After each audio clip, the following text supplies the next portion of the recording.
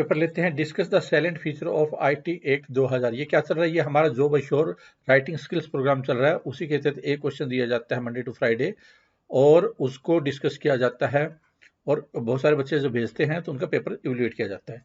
और ये free programme में कोई भी ज्वाइन कर सकता है। हालांकि अब 1-2 दिन और इसमें एडमिशन होंगे, उसके बाद एडमिशन नहीं होंगे क्योंकि बहुत सारे बच्चे हैं, इसको चेक करने में दिक्कत आ जाती है फिर।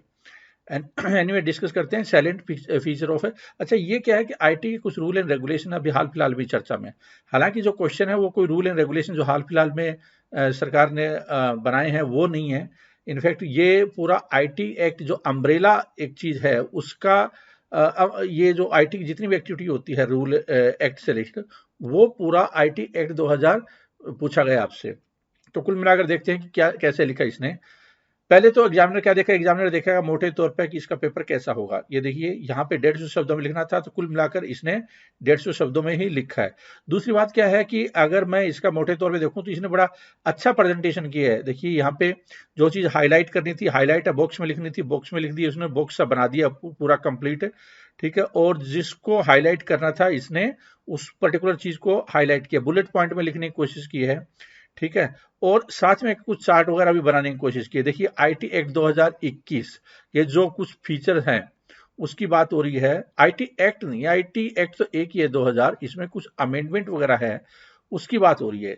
ठीक है ना, जो रूल एंड रेगुलेशन है उसकी बात हो रही है। एनीवे सरकार ने रूल एंड रेगुलेशन बनाई तो एक्ट रूल एंड रेगुलेशन आपको थोड़ा फर्क समझने की आवश्यकता है। फिर 66A 69A उसका भी इसने जिक्र किया है। तो कुल मिलाकर क्या है कि स्ट्रक्चर इसका काफी शानदार है, प्रेजेंटेशन कुल मिलाकर शानदार है। और देखते हैं कि आगे क्या है। It is an act based on the UNCI. यहां पे बात कर रही है united nation commission on international trade law. International trade law की बात हुई है कि ये एक्ट है जो ट्रेड लॉ के लिए एक बात हुई थी यूनाइटेड नेशन में, तो उससे रिलेटेड हर देश को अपने अपने यहाँ पे कानून बनाना था आईटी से रिलेटेड, जिससे कि जो ट्रेड प्रमोशन है वो हो सके। तो उसी पर्पज से रिलेटेड भारत सरकार ने ही ये एक्ट है वो बनाया था। कब बनाया था? 2000 में आईटी एक्ट 2000 बना था। तो क्या पर्पज है? It was enacted to give legal sanction to electronic commerce and e transaction, electronic commerce e transaction to enable e governance and also to prevent cyber crime. तो ई गवर्नेंस यहाँ पे क्या आ गया? ई गवर्नेंस आ गया और ई transaction या e commerce आ गया। ये सारी चीजें इसने हाईलाइट कर दी है। तो मैं यही जानना चाह रहा था कि आईटी एक्ट क्या, बस इतना काफी मेरे लिए। ठीक है, ऊपर उसने भूमिका बना दी वो भी ठीक है। अब चलते हैं सीधा फीचर पे आ गई है। इसका मतलब टाइम वेस्टेज नहीं किया है। बहुत सारे बच्चे क्या करते हैं, राम कहानी लिख देते हैं और तब तक एग्जामिनर ढूंढता है फीचर कहाँ गए वो।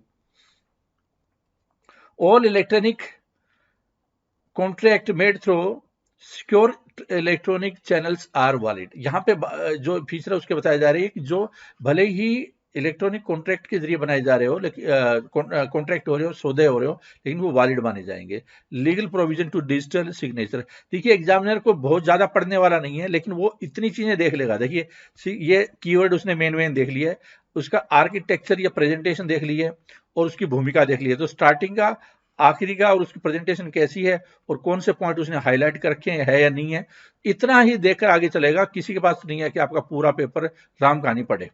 ठीक है, लीगल रिकॉग्निशन डिजिटल मीडिया का, इसके अलावा ई फाइलिंग डॉक्यूमेंट, और फिर लिखा है उसने कि आईटी ऑफेंस और प्रिस्क्रिप्शन पेनल्टी रिकॉग्नाइज की गई है। और उसके बाद में अमेंड्स, आईपीसी में अमेंडमेंट करना पड़ा ताकि इसको इंप्लीमेंट किया जा सके।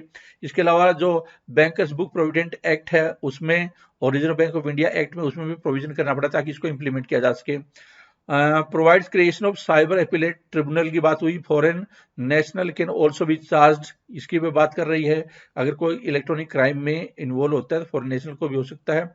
और it extend to whole of India. This act not applicable on negotiable instrument other than cheque, a power of attorney, trust, और यहाँ पे बता रखा है, थोड़ा सा इसने हाईलाइट कर रखा है कि कहाँ पे एप्लीकेबल नहीं है, मतलब इसी का फीचर बोल सकते हैं आप इसको। तो कुल मिलाकर इसने बहुत ही शानदार लिखा है।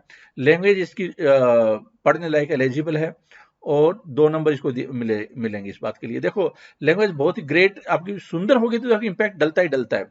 अगर बहुत ज्यादा सुंदर नहीं है तो कम से कम बहुत खराब नहीं होनी चाहिए। खराब होने के बाद तो क्या है, एवरेज नंबर ही मुश्किल से मिलेंगे, तो वो तो फिर कंपटीशन से बाहर होने की संभावना काफी ज्यादा बढ़ जाती है। रेलिवेंट कंटेंट है कि हाँ बिल्कुल रेलिवेंट कंटेंट है, उसने सारी चीजें इसमें कवर कर ली है। ठीक है, यहाँ तक इसने जो आगे ये वाली चीजें हैं, deals with social media and OTT platform, कई बच्चों ने क्या लिखा है कि इसी के ऊपर ज्यादा फोकस कर दिया, इसी के मुद्दे पे 2021 वाले पे ज्यादा कर दिया, हालांकि वो क्वेश्चन वो नहीं था, क्वेश्चन तो आईटी एक्ट के ऊपर है, तो इसने थोड़ा रेलिवेंट ज्यादा रखा है। हालांकि कुछ एग्जामिनर है उसको भी रेलिवेंट मानेंगे, क्यों मानेंगे, क्योंकि वो ज्यादा करंट में है और दिमाग में वही चीजें जाती है जो करंट में होती है, तो वो भी एक ठीक है। लेकिन मेरे दिमाग में क्या है, आईटी फीचर्स से रिलेटेड मैं पूछ रहा हूँ। यहाँ पे इसके 2 नंबर और उसके बाद में 3, और यहाँ पे 2 नंबर और यहाँ पे 1.5, और कम से कम यहाँ पे 2.5। प्रेजेंटेशन बहुत अच्छी है, 3 नंबर देना चाहता हूं मैं।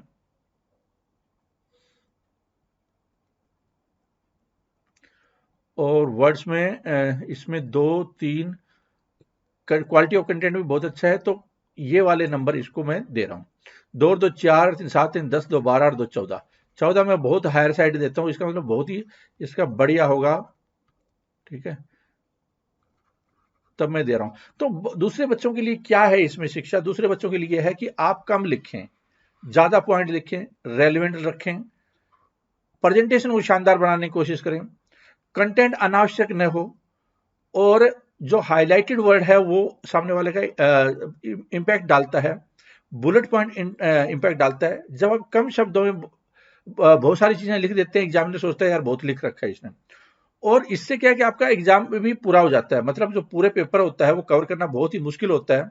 कोई बच्चा बहुत ज्यादा लिख देता है, सिर्फ 40% ही कवर करता है, तो 100% बाहर है। लेकिन जो बच्चा 100% पेपर अटेम्प्ट करेगा, वो लगभग लगभग है वो गो थ्रू हो जाएगा, मतलब एग्जाम से वो कहीं कहीं क्वालिफाई हो जाएगा उसका, इस बात की संभावना होती है।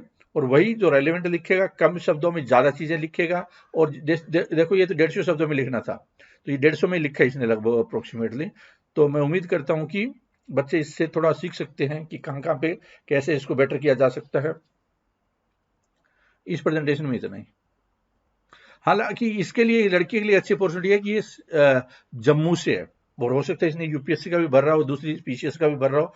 तो अगर ये बहुत शानदार खिलाड़ी है यूपीएससी की भी और पीसीएस की, मतलब मेंस, देखो कोई बच्चा अगर एक दो भी क्वेश्चन लिखता है ना, उसकी राइटिंग देखकर, उसका स्टाइल देखकर पता चल जाता है कि इस बंदे में कितना दम है। ठीक है, जैसे कि अगर कोई बच्चा एक्सपीरियंस ज्यादा नहीं है, एक्सपोजर नहीं है लिखने का, या थोड़ा समझ नहीं पा रहा है कैसे लिखूं, तो वो क्या करेगा, 150 वाले शब्दों को भी 400-500 शब्द में ले जाएगा, और जो जो मेन मुद्दे की बात लिखी नहीं होगी वो तो छोड़ ही देगा, मेन मुद्दे की बात तो छोड़ ही देगा वो, और बल्कि बहुत सारी इरेलीवेंट चीजें लिख देगा, तो प्रेजेंटेशन में क्वालिटी नहीं आएगी। तो इससे एक मैसेज ये जा रहा है कि ये लड़की बहुत शानदार है, किस मामले में, मेंस में। अब इसको प्री क्वालिफाई करना इसकी सिरदर्द होगा, ठीक है, वरना प्री क्वालिफाई हुआ तो मेन से निकाल लेगी, उसको मेजर गड़बड़ नहीं करे।